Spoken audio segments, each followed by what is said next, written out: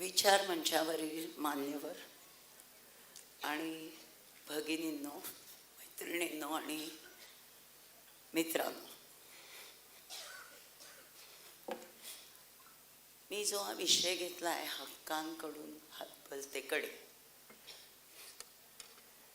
तो का घेतला असं कोणाला वाटेल, पण मला त्याच्या आधी एक स्पष्टीकरण करायचं आहे की आपण जेव्हा ब्रिटिश राज्यात होतो तेव्हा आपण प्रजा होतो, तेव्हा आपण नागरिक नव्हतो. कुठल्याही राजेशाहीमध्ये नागरिक नसतात, ती प्रजा असते. त्यांना फक्त कर्तव्य असतात, जबाबदारी असते, पण हक्क नसतात.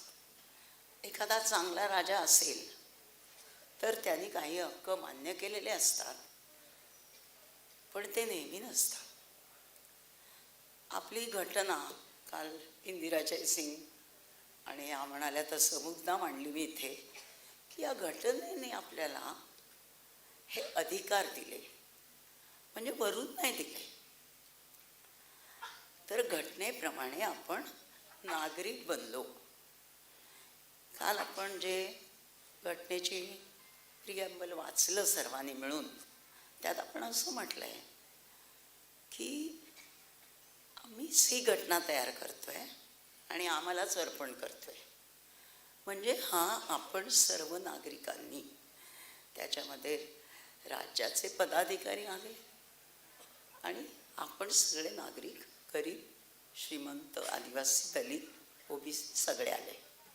आपल्याशीच आपण हा करार आपल्याशी केला की आम्ही हे हक्क आम्हाला घेत आहोत आणि तेच आम्ही इतरांसाठी मान्य करतो.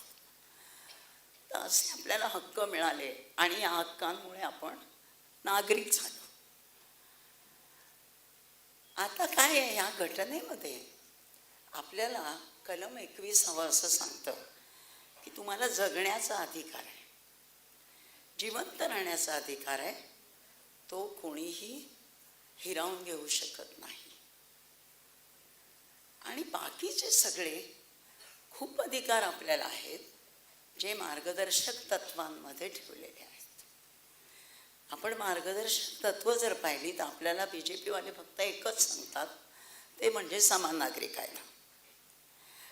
पण यामध्ये आपल्याला निरनिराळ्या प्रकारचे अधिकार जे सरकारने आपल्याला दिले पाहिजेत, अर्थात एका लांब पल्ल्यामध्ये दिले पाहिजेत अशी त्याची अपेक्षा होती. पण लांब पल्ला म्हणजे आता 75 वर्ष झाली, आपण उलट्या दिशेने चाललो. हे हक्क आपले उलटे आता काढून घेतले जात आहेत आणि हिंदू राष्ट्राची प्रजा बनवण्याचा एक प्रकल्प या आत्ताच्या सरकारने घेतलेला आहे. तर हे नेमकं काय घडलं आहे याचं मी अगदी थोडक्यामध्ये आपल्याला वर्णन करणार आहे. हे मी अशासाठी आणले की मार्गदर्शक तत्व 44 ते 48 कलम ह्याच्यामध्ये सगळे हक्क दिले, ज्याच्यामध्ये विशेषतः एका वाक्यात सांगायचं तर कुटुंबाला व्यवस्थितपणे आपलं जीवन जगण्याचा अधिकार, त्यासाठी लागणारं उत्पन्न कमवण्याचा अधिकार आणि रोजगार हे सरकारने आपल्याला दिलं पाहिजे. हे या मार्गदर्शक तत्वामध्ये स्पष्ट लिहिलेलं आहे. आणि आता बऱ्याच संघटनांची अशी मागणी आहे की हे जे अधिकार आहेत इथे दिलेले, ते खरं म्हणजे आमच्या जिवंत राहण्याच्या हक्काशीच संबंधित आहेत. हे नसतील तर आम्ही जिवंतच राहू शकत नाही. म्हणून हे अधिकार आम्हाला जिवंत राहण्याच्या अधिकाराच्या बरोबरीने मिळाले पाहिजेत, अशी ही कल्पना घटनेमध्ये मांडली आहे. आणि लोक आता विशेषतः जे असंघटित कामगारांच्या संघटना आहेत ते ह्या अधिक जोरात मांडतात. आता मला याच्यातून फक्त फार मी काही मागच्या इतिहासात जाणार नाही, पण पहिल्या सरकारने आपल्याकडे कल्याणकारी राज्याची कल्पना स्वीकारली होती आणि त्यामुळे आपल्याला शिक्षण, आरोग्य, वाहतूक व्यवस्था ह्या गोष्टी सहजतेने मिळाल्या. म्हणजे मला 5 रुपये फी होती किंवा त्याहून कमी असेल, मला वाटतं माझ्या मुलांना 5 रुपये फी होती. म्हणजे इतकी कमी फीमध्ये मुलं शाळा शिकली. आज ती काय परिस्थिती आहे मी सांगायला नकोच आहे आपल्याला, पण ही त्यावेळेची परिस्थिती होती. म्हणजे जे ह्या अधिकारामध्ये म्हटलं होतं ते कुठेतरी आणण्याचा प्रयत्न नियोजनातून का होईना केला गेला. फक्त एक गोष्ट होती, नियोजनामध्ये म्हटलं होतं की दारिद्र्याचं निर्मूलन होईल जेव्हा लोकांचं, जेव्हा इथलं GDP ग्रॉस डोमेस्टिक प्रॉडक्ट म्हणजे उत्पन्न वाढेल, त्यावेळेला झिरपत झिरपत खालच्या माणसापर्यंत ते पोचेल. पण झालं असं की त्या प्रमाणात रोजगारही मिळाले नाहीत, दारिद्र्य निर्मूलन झालं नाही. म्हणून आपल्याला इथे वेगवेगळ्या प्रकारच्या दारिद्र्य निर्मूलनाच्या योजना आपल्याकडे 71 पासून आल्या. आपल्याला पहिल्यांदा अशा पद्धतीने कुठेतरी कल्याण जनतेचं जोपासण्याची कल्पना मांडली गेली. आणि यानंतर मात्र हे फार टिकलं नाही, कारण कुठेतरी ह्याच्यातून एक जो वर्ग तयार झाला, उच्च मध्यम वर्ग इथे त्यावेळेला मोठ्या प्रमाणावर तयार झाला संघटित क्षेत्रामध्ये. आणि श्रीमंत तर होतेच, कारखानदार, साखरदार सगळे होते. त्यांना हे अनुदानित शाळा नको झाल्या, त्यांनी विना अनुदानितचं तेव्हापासून सुरू केलं. आणि मला प्रामाणिकपणे असं वाटतं की त्यावेळेला एका वरच्या जाती वर्गातले लोक तोपर्यंत शिकले. जेव्हा हे पहिल्या पिढीला दलित, OBC, दलितांना थोडी रिझर्वेशन होती पण बाकीचे दलित तिथेच होते, त्यांच्यापर्यंत जेव्हा पोचण्याचा प्रसंग आला तेव्हा विना अनुदानाची कल्पना आली. आपल्याकडे वसंतदादा पाटील महाराष्ट्रात मुख्यमंत्री असताना त्यांनी ही कल्पना आणली. आणि त्यांचं असं म्हणणं होतं की आर्ट्सचं एज्युकेशनसुद्धा बंद केलं तरी चालेल, समाजशास्त्र, लिटरेचर याचा काही उपयोग नाही समाजाला, ते बंद केलं तरी चालेल, फक्त सायन्स टेक्नॉलॉजी ठेवलं पाहिजे. त्यावेळेला ही सगळी आपल्याला दिसेल सरकारी जमिनीवर इंजिनिअरिंग कॉलेजेस देण्याचं काम ह्या काळात झालं. आज अशी परिस्थिती आहे, त्यात मुलं नाहीत, बाहेरून आणावी लागतात दुसऱ्या ह्याच्यातून, कॉलेजेस चालू आहेत आणि त्याला कसलाच दर्जा नाही. त्यामुळे इंजिनियर 20-25 हजारावर कामं करतो. आता या सगळ्यातून एक भाग आला आपल्याकडे, मोठा आर्थिक पेच प्रसंग ज्याला आपण म्हणतो तो आला. मी त्याच्या खोलात जात नाही, पण एक गोष्ट आहे, का झालं हे, तर आपली निर्यात वाढेना आणि आयात मात्र प्रचंड वाढली. परत ही आयात कशाची वाढली, ह्या सगळ्या उच्च मध्यम वर्ग आणि श्रीमंतांना लागणाऱ्या वस्तू, कॉस्मेटिक्सपासून ते इतर इलेक्ट्रॉनिक गॅजेट्स, हे एकतर विकत आणायचे बाहेर, नाही तर ते या देशात तयार करण्याचं तंत्रज्ञान आणि मशिनरी आणायची. यातून हा पेच प्रसंग उभा राहिला. सांगण्याचा उद्देश इतकाच आहे की एखादा वर्ग ठरवतो अर्थशास्त्रीय धोरणाची दिशा, ती त्यांनी ठरवली आणि इथे आर्थिक पेच प्रसंग आला. ह्या पेच प्रसंगाला आपण उत्तर कसं काढलं, नाणेनिधीकडून कर्ज घ्यायला आपण गेलो.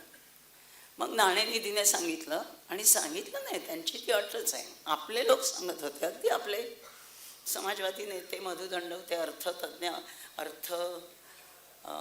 मंत्री असताना सांगत होते, आम्ही काही झालं तरी नाणेनिधीचं जे काय हे आहे अटी त्या स्वीकारणार नाही. पण असं नसतं, आपल्याला हा चॉईसच नव्हता. सगळ्यांनी आपल्याला कर्ज द्यायचं बंद केलं, सगळ्या देशांनी, प्रायव्हेट संस्थांनी, की मग नाणेनिधीकडे जावं लागतं. आणि नाणेनिधीकडे जाणं म्हणजे त्यांच्या अटी मान्य करणं. त्यातून आपलं खाऊच्या धोरणात खाजगीकरण, उदारीकरण आणि जागतिकरण अर्थात खाऊजा म्हणजे काय, मग सुरुवात झाली शिक्षण, आरोग्य, सगळ्याचं खाजगीकरण. आता माहिती आहे परवाच मोर्चा निघाला की या म्युन्सिपाल्टीने कशा शाळांच्या जागा विकायला काढल्या आहेत. खाजगीकरणही करतात किंवा त्याच्या ठिकाणी मोठ्या मोठ्या इमारती बांधतात. म्हणजे खाजगी म्युन्सिपाल्टीच्या शाळा खाजगी करायला देतात असंही नाही, त्या बंदच करतात. ग्रामीण भागातल्या 14,000 शाळा सध्या बंद करण्याच्या मार्गावर आहेत.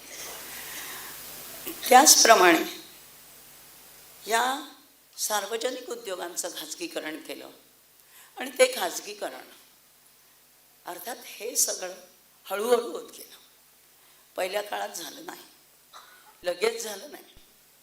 ते 90 नंतर म्हणजे आपल्याकडचा मोठा हा प्रकल्प जो याचा होता रायगड जिल्ह्यातला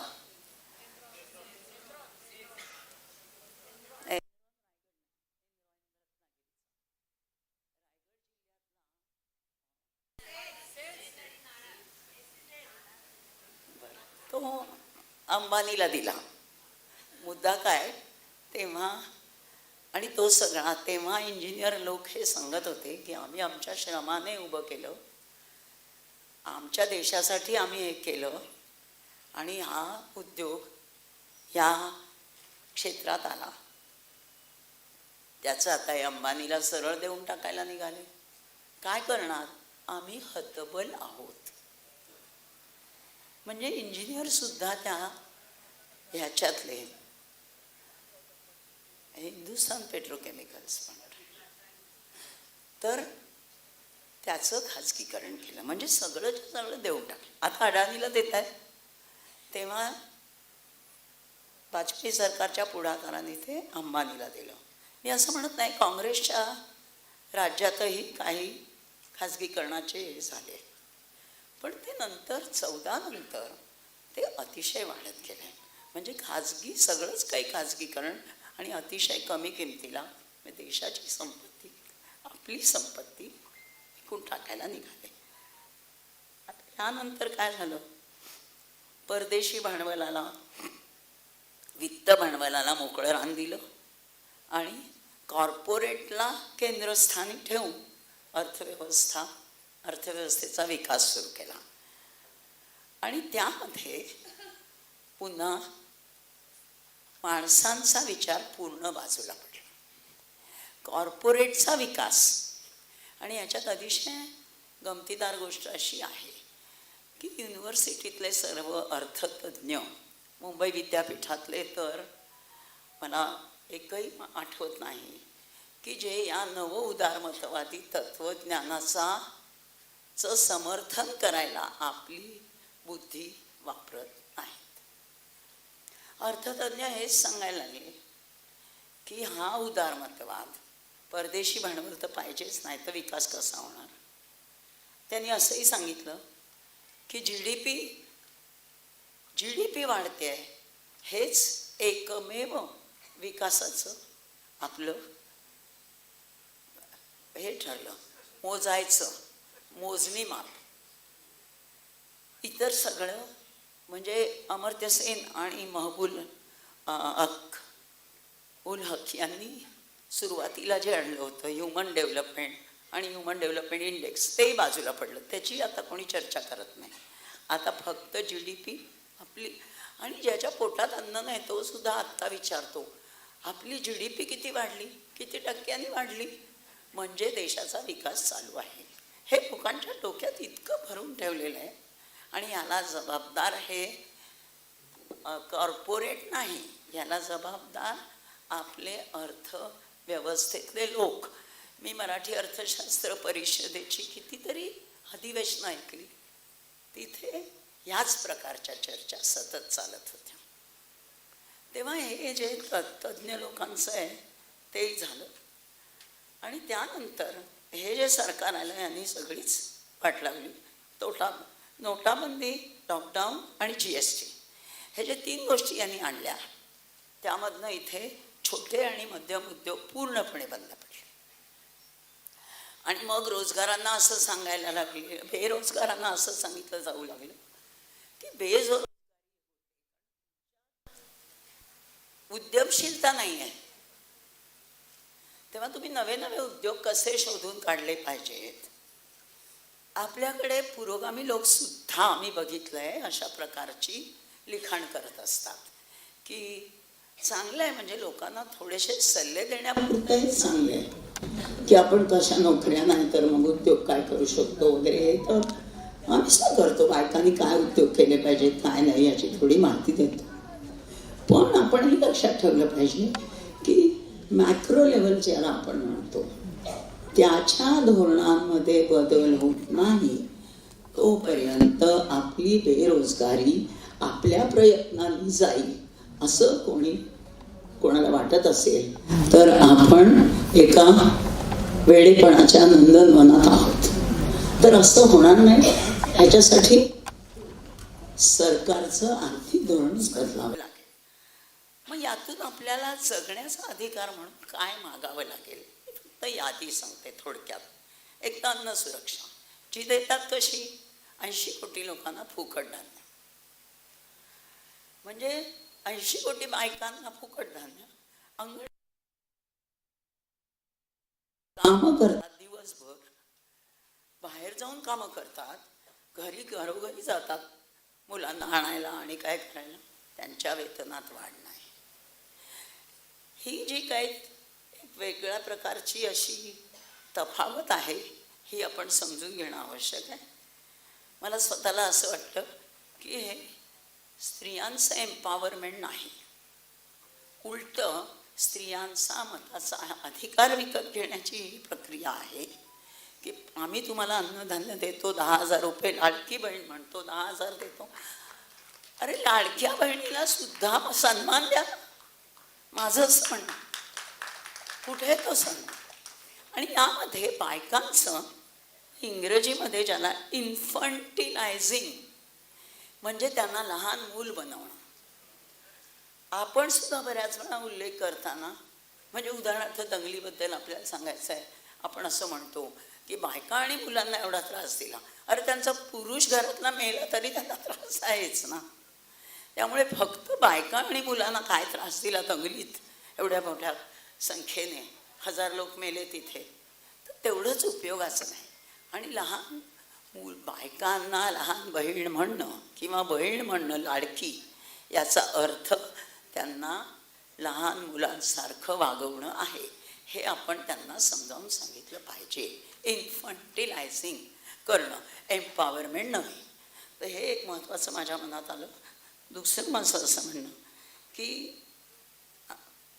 पाणी सुरक्षा, पाण्यासाठी, पिण्याच्या पाण्यासाठी मारामाऱ्या चालू आहेत. आत्तासुद्धा दरवेळी दुष्काळ पडला की हाल चाललेत.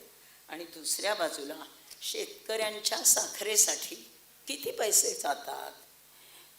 एकूण साखर उद्योगात म्हणजे साखर ऊस तयार करणारे शेतकरी 5% आहेत आणि आपल्या सिंचनाचं 80% पाणी हे साखर तयार करण्यासाठी जातं. आपण फक्त गाण्यात म्हणणार कारखानदार, साखरदार.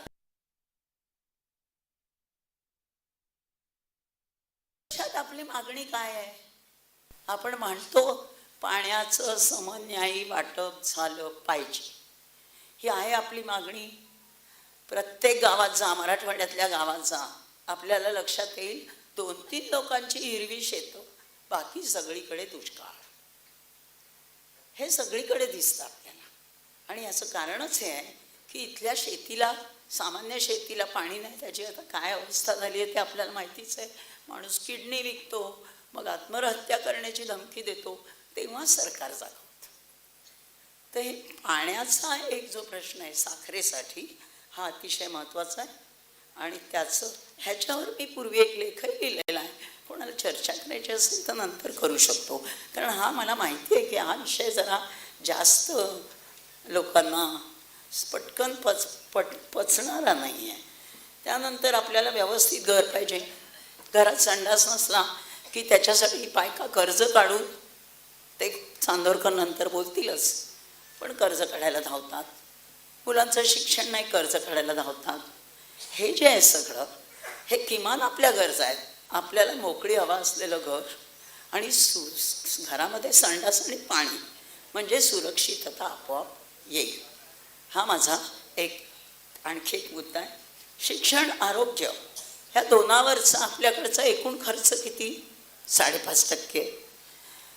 कोठारी कमिशननी फक्त शिक्षणावर 7% सांगितला होता. कधी? फार पूर्वी, 60च्या दशकात. आणि आरोग्यावरचाही असाच होता. चायनामध्ये हा खर्च आरोग्य आणि शिक्षण मिळून 25% आहे. आपण कसं काय चायनाशी लढणार? फक्त म्हटलं की चायनीज लोकांशी लढायचं आहे, ते वाईट आहेत, शत्रू आहेत, आपण कसे जाणार लढायला? हा एक मुद्दा. वाहतूक व्यवस्थेच्याबद्दल आपल्याला माहिती आहे ती, ह्या सगळ्या वाहतूक, वीज, आपल्या ह्या गरजा आहेत रोजच्या. आणि विजेबद्दल मी सांगेन, बऱ्याच महाराष्ट्रातल्या बायका आहेत, 5 वर्षापूर्वीपर्यंत विजेची बिलं MSCBमध्ये फार कमी यायची.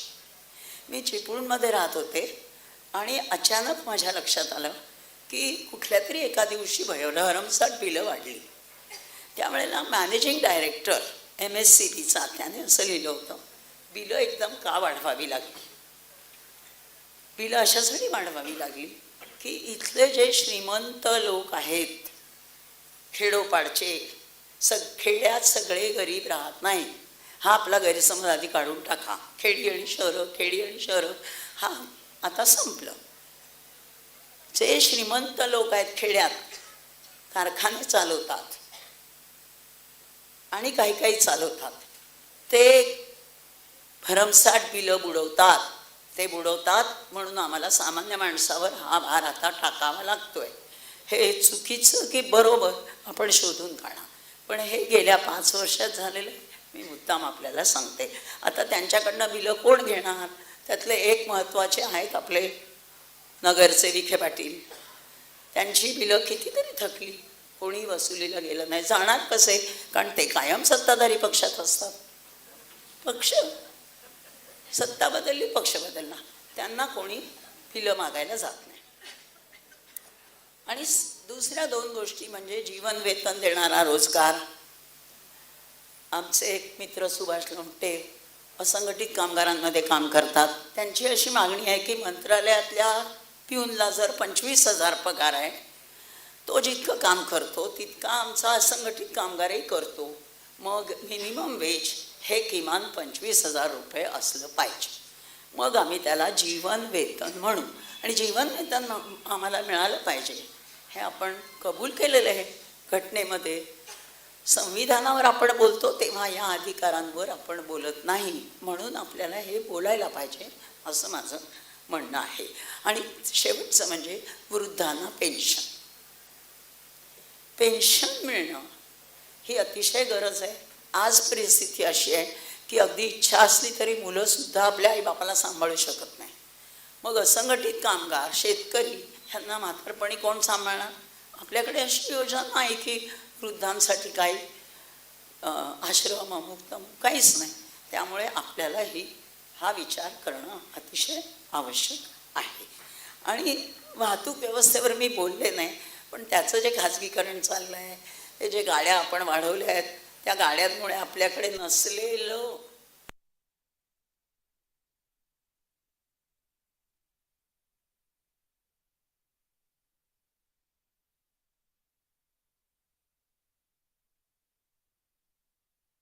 त्याच्यावर आपली आयात वाढतच चालली आहे. आणि आपली हौस अशी आहे की आता सगळ्या बसेस बंद, गाड्या बाकी बंद. आत्ता कोणीतरी मला विचारलं, मी म्हटलं मी कॉलेजला जाताना ट्रेनने जात असे, कारण ट्रेन जवळ आहे माझ्या घरापासून. पण वयानंतर, रिटायर झाल्यानंतर मी गाडीतच फिरते, कारण माझा इलाजच नसतो, मला ट्रेनमध्ये चढताच येते. सांगण्याचा मुद्दा एवढा की वाहतूक व्यवस्था ही सुद्धा नीट झाली पाहिजे आणि ती हे केली पाहिजे. आपल्याला माहिती आहे हक्क कसे घेतलेले लोकांचे की खेचून, त्यातला हा एक महत्त्वाचा भाग आहे. मोठे मोठे प्रोजेक्ट आणायचे. वाहतुकीसाठी आता काय काय नावं सुद्धा मी घेत नाही, सगळे लिंक रोड, शक्तीपीठ रोड आणि तसले रोड, देवळांचा रोड, असे सगळे करून जे चालले त्याच्यातून लोकांच्या जमिनी घेतल्या जात आहेत. त्याच्या पलीकडे जाऊन वर्षानुवर्ष आधी सुद्धा म्हणजे 2000 सालापर्यंत लाखो आदिवासींना मोठ्या विकास प्रकल्पामुळे त्यांचं घर सोडावं लागलं. हा डेटा ज्यांना नोबेल प्राईज मिळाला ना, एस्थर डुफ्लो, त्यांच्या एका लेखामध्ये वाचला होता. आता रेफरन्स नाही देता येणार, पण लाखो आदिवासी कसे या मोठ्या प्रकल्पांमुळे बाहेर गेले, आपल्या घरातून त्यांना हकलण्यात आले, जिवंत राहिले, पण राहिलेत की नाही हे आपल्याला माहित नाही, कारण त्यांचा एकदा ते तिथून गेले की त्यांचा कसलाही डेटा नाही. आता तर सरकारने डेटा काढणं बंद केलं, त्यामुळे ते सगळंच गेलं. आता थोडंसं मी याच्यावरनं अगदी थोडक्यामध्ये राजकीय हक्कांचं बोलते. एक म्हणजे कामगार कायद्यातून जास्त बोलत नाही. काल इंदू जयसी म्हणाल्या तसं लेबर ही आता ड्युटी झाली. लेबर मध्ये लेबरला अधिकार नाही, ती फक्त कर्तव्य आहे, ती फक्त जबाबदारी आहे. म्हणजे ज्याला मी प्रजा म्हणते तसं सगळं लेबर आता नव्या कायद्याप्रमाणे प्रजेत बसणार. ते हक्क त्यांना नाही, त्यांनी हक्क मागायचे नाही, मागितले तर त्यांना काय करायचं हे आपलं गृह खातं ठरवेल, अशी त्याची परिस्थिती आहे. मला अजून एक गोष्ट दुसरी मांडायची याच्याबद्दलची, ती म्हणजे इथल्या पोलिसांना कसलंही, जेव्हा आपण स्वतंत्र झालो तेव्हा स्वतंत्र भारतातल्या नागरिकांशी कसं वागायचं याचं कसलंही ट्रेनिंग आपल्या पोलिसांना दिलं जात नाही. हे मी असं का म्हणते, तर पोलिसांचा वापर प्रत्येक वेळेला झालेला आहे आणि त्याच्यामधनं काय झालेलं आहे, त्यांची वसाहतवादी मानसिकता आहे. मी काही पोलिसांच्या ट्रेनिंगलाही गेले होते, तेव्हा मी सहज त्यांना म्हणाले, काय तुमची बायको तुम्हाला काय म्हणते? मग ते बघत राहिले. म्हटलं मालक म्हणते ना, तर सगळे हो हो असं करायला लागले. म्हणजे किती आपल्या रक्तात भिनलंय, आपल्याच नव्हे पोलिसांच्याही, की ते मालक आहेत, बायकांचे ते मालक आहेत. त्यामुळे बायका त्यांच्याकडे गेल्यानंतर त्यांच्याशी सन्मानाने कसं वागायचं हे त्यांना माहीत नाही. घरातली भांडणं घेऊन आल्या बायका, अहो काय ती घरातली भांडणं, आम्हाला किती महत्त्वाची कामं आहेत, तिकडे मारामारी झाली आहे, तिकडे जायचं आहे, असं ते पोलीस स्टेशनमध्ये उत्तर देतात. तर त्यांना नागरिक म्हणून भारताच्या नागरिकांना नागरिकांसारखं वागवलं पाहिजे हे शिकवलेलंच नाही. आणि त्याच्यात काही लोक हे सगळं त्यांना न वागवण्याचेही काही आहेत. ते म्हणजे गृह खात्याचं महत्त्व यामधून फारच वाढलेलं आहे. आणि आपल्याला आता कळतं की आपले सर्वेसर्वा आहेत मोदी आणि शाह, म्हणजे हे दोन लोक, पंतप्रधान आणि गृहमंत्री, हे सगळं ते ठरवतात आणि चालवतात. दुसरं म्हणजे जी सरकारची जबाबदारी आणि आपले अधिकार आहेत त्याच्याबद्दल सुद्धा ना पोलिसांना माहिती आहे, ना सरकारला माहिती आहे, ना आपल्याला माहिती आहे. एक म्हणजे दंगली आणि अत्याचार होऊ नयेत म्हणून त्यांनी प्रयत्न केले पाहिजे. गावात शहरात सगळीकडे असं वातावरण पाहिजे की हे होऊ नये. काल उल्लेख झाला की कशा पद्धतीने द्वेष पसरवला जातो, पण जोपर्यंत प्रत्यक्ष हिंसा होत नाही तोपर्यंत पोलिसांनी त्यात भाग घ्यायचा असतो असं त्यांना सांगितलेलं नाही, किंवा ते तसं कधी करताना आम्ही पाहिलेलं नाही. मग जेव्हा हिंसा असेल, एक तर ते बघ्याची भूमिका घेतात, किंवा ज्या समाजाचे ते असतात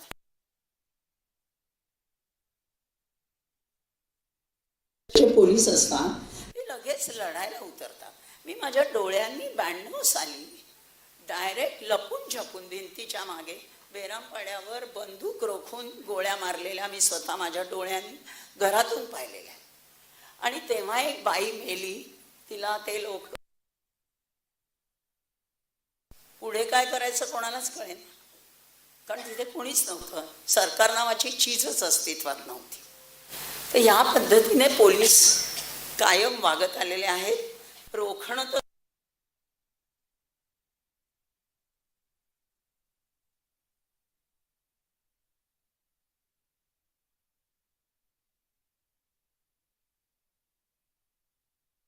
पण पोलिसांकडून अतिरेकी छळ आणि दुसरं म्हणजे एन्काउंटर. आत्ताचे आपल्याला एन्काउंटर माहिती आहेत, परभणीचा एन्काउंटर माहिती आहे, वेगवेगळे एन्काउंटर आपल्या समोर झालेले आहेत, आपल्याला माहिती आहे. आणि त्याच्यामध्ये कस्टडी असेल तिथे आलेलं मरण हे नेहमीचं होत असतं. दलितांच्या बाबतीत होतं, मुसलमानांच्या बाबतीत होतं, सगळ्यांच्या बाबतीत हे अतिरेकी सगळे प्रकार होत असतात. मी आपल्याला एकच उदाहरण देते. सुरेश खोपडे नावाचे पोलीस ऑफिसर होते भिवंडीमध्ये. त्यांनी या सगळ्याला बदलण्याचं काम केलं होतं. पण मग त्यांना पोलीस अकॅडमीत पाठवण्यात आलं. त्यांना कुठलीही प्रत्यक्ष ड्युटीवर ठेवलंच नाही. तर ह्या पद्धतीने विचार करणारे पोलीस हे गृह खात्याला चालत नाहीत. त्यानंतर लोक नाहीसे होतात वेगवेगळ्या ठिकाणी. ही सरकारची जबाबदारी. परवा कोणी म्हटलं इथे की फक्त अहमदनगर जिल्ह्यातल्या काही लाख, हजार, लाख काय जे असेल कितीतरी प्रमाणावर. आधी आपले फडणवीस सांगत होते ह्या मुलींना मुसलमानांनी लव जिहादसाठी पळवलं. आता संख्या इतकी वाढत चालल्यावर आता ते कोणी पळवलं म्हणतात मला माहित नाही. पण आता जगात जे केसेस चालले आहेत त्या बघता हा आंतरराष्ट्रीय व्यापार आहे मुलींना पळवण्याचा. ह्याच्याकडे आहे का आपल्या सरकारचं लक्ष? हा एक महत्वाचा मुद्दा आहे. आणि लोक नाहीसे असे होतात. पोलीस काय त्यांचं करतात माहित नाही. काश्मीर, पंजाब, मणिपूर आणि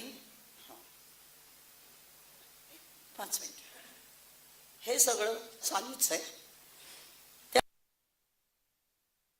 पकडलं, भलत्याच लोकांना पकडलं, 20-20 वर्ष ठेवलं. आणि ज्यांनी केलं होतं त्या आपल्या ग्रेट योद्ध्या प्रज्ञासिंग ठाकूर यांना कोर्टाने सोडलं. लगेच सरकारने केस घातली नाही. हा एक त्याचा भाग झाला. आणि याचबरोबर हे जे अतिरिक्त अधिकार त्यांना जे मिळाले ते पुन्हा गृह खात्यांनी दिलेले आहेत. त्यांना सगळं माहिती आहे. एक अजून एक मुद्दा, उमर खालिद वगैरे यांच्यासारखे लोक, त्यांना आत ठेवलंय. त्यांना काही अधिकार नाही, जामीन नाही, जामिनाची केस पण नाही. आणि ह्या सगळ्यातून मला एकच सांगायचं आहे, मी आता बाकीचे UAPA पब्लिक सिक्युरिटी ॲक्ट जे आणले, टाळा होताच, हे जे सगळं आहे त्याच्याबद्दल फक्त एकच गोष्ट सांग. हे जे CA NRC सारखे जे कायदे येत आहेत आत्ता, ते एवढ्यासाठी येत आहेत की एका म्हणजे मुस्लिम ख्रिश्चन समाजाचा पुन्हा नागरिकत्वाचा अधिकार डायरेक्ट काढून घेणं हा याचा उद्देश आहे. म्हणजे इतरांचा असं काढून नाही घेत, पण त्यांचा तो नाकारला जातो. या उलट मुस्लिम आणि ख्रिश्चन यांचा अधिकार हा मात्र त्यांना काढून घ्यायचा आहे. आणि त्यासाठी NRC CA हे आलेलं आहे. हा नागरिकत्वाचा अधिकार आहे, पण तो त्यांना मिळू नये. त्यांना दुय्यम नागरिकत्व आणून ठेवणं आणि हे सगळं लपून छपून करण्यासाठी एका बाजूला माध्यम आणि दुसऱ्या बाजूला अधिकार आहे. आपल्याला विश्वास आहे कोर्टांचा, म्हणून कोर्टात जातात केसेस की ज्यांचे परत निर्णय हे सरकारला हवे तसे लागतात. म्हणजे आपण कुठलेही हक्क मागायला गेलो तर ते हक्क आपल्याला मिळणार नाहीत या हिंदू राष्ट्रात. हे आपण ध्यानात ठेवा. हिंदू राष्ट्र म्हणजे काय, ते हिंदूंचं राष्ट्र नव्हे. हे आपण रोज लोकांना ओरडून ओरडून सांगितलं पाहिजे. हे राष्ट्र हिंदूंचं नव्हे, हे राष्ट्र मनुस्मृतीचं आहे. एवढ्याच नोटवर मी माझं भाषण संपवते. धन्यवाद.